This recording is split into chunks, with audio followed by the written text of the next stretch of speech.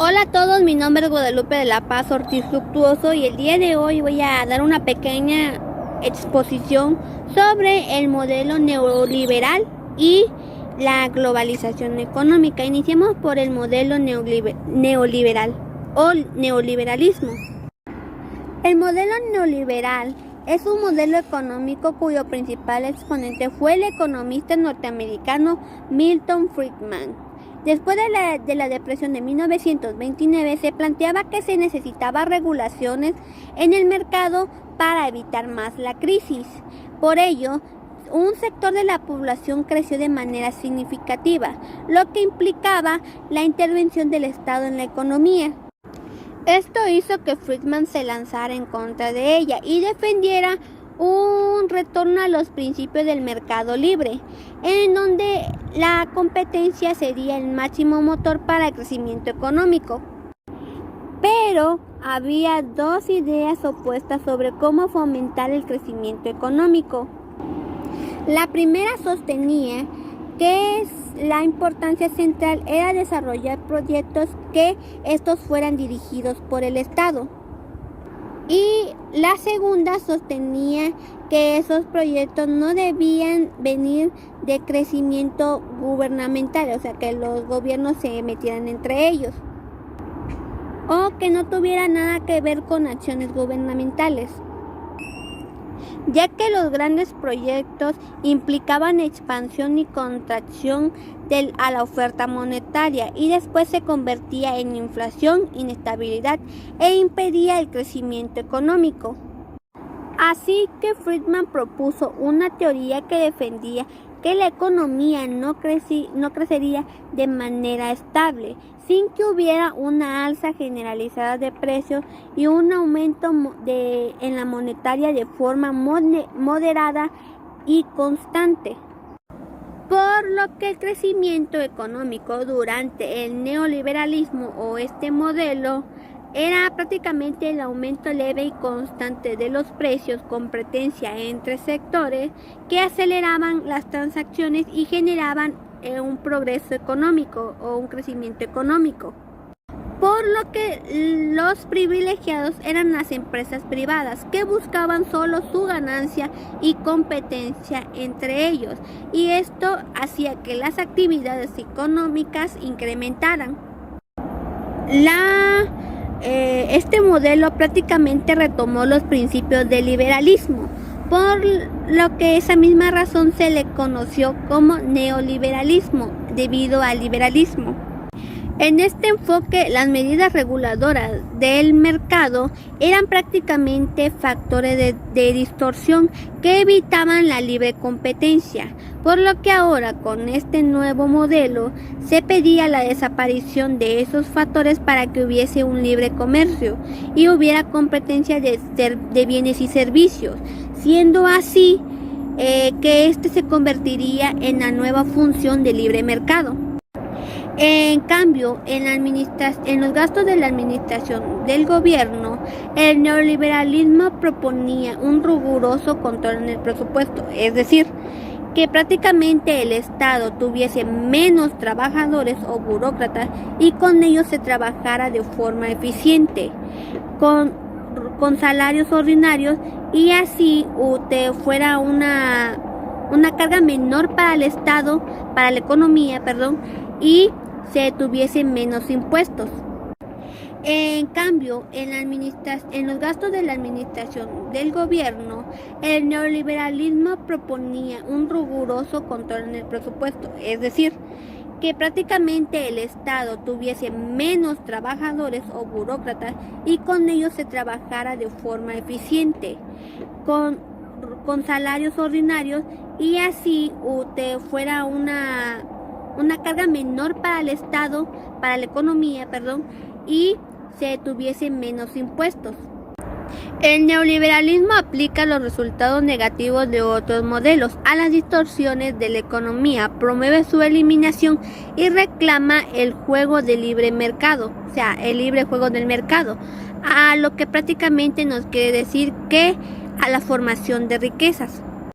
Mientras tanto, este modelo admitía que se utilizaran mecanismos promocionales o temporales que ofrecieran remedios de pequeñas cantidades de apoyo para personas con niveles de pobreza extrema, o más bien a los niveles de pobreza extrema como los agrícolas, o más bien becas de estudio para los hijos de estas personas.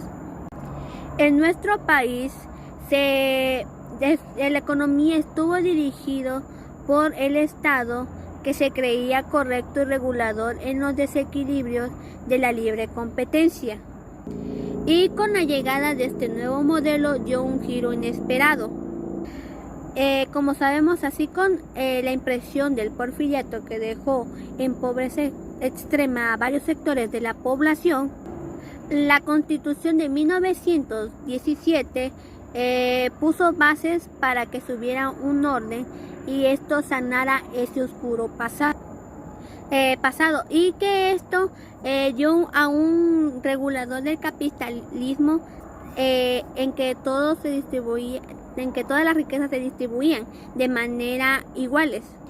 Pero con la llegada de la industrialización, los gobiernos promovieron al modelo de desarrollo estabilizador, pero esto solamente empeoró la situación y solo justificó al Estado para que interviniera en la economía, hasta el grado de tener una economía mixta y empobreciendo varios sectores, o sea, el campo, y teniendo una extrema deuda externa. Y no se tuvo remedio más que adoptar el modelo neoliberal o el neoliberalismo. Ahora continuamos con el tema de la globalización económica.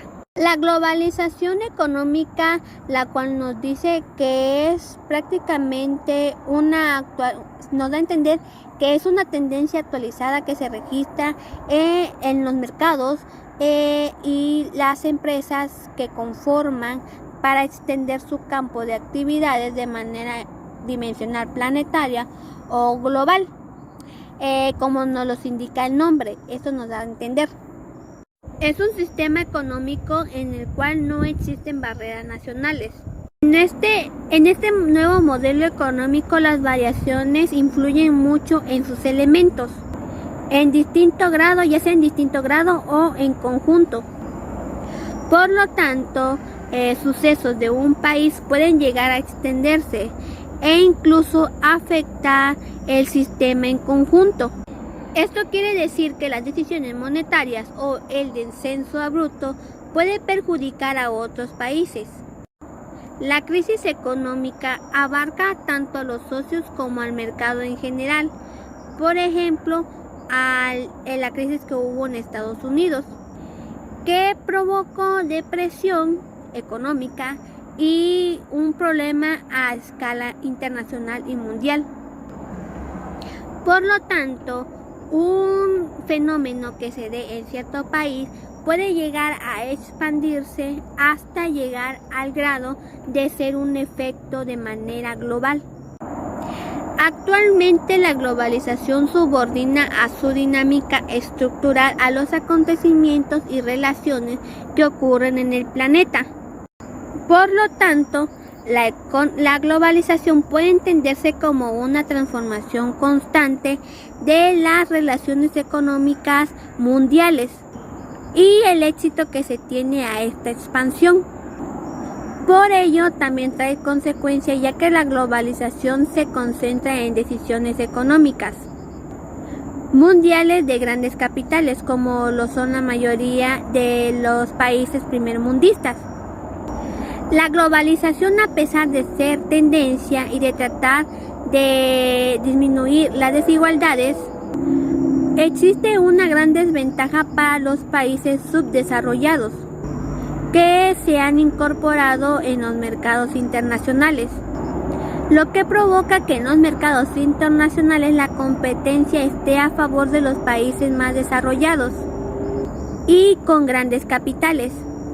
Esto se debe a que los precios de la producción involucran cada vez en mayor medida pues la alta tecnología fuera del alcance de los países que son independientes, y los recursos financieros a escala mundial que siguen siendo controlados por los países más desarrollados. Y por esa misma razón casi es imposible optimizar grandes ganancias comparadas con los demás países. Esta es la foto de la globalización económica y el de el modelo neoliberal. Y por último, que es el de la globalización económica, nos dice que por lo tanto el mercado internacional se compite en condiciones desfavorables. Y esto sería todo por hoy. Espero que le hayan entendido mi explicación y sin más que decir, muchas gracias por escucharme.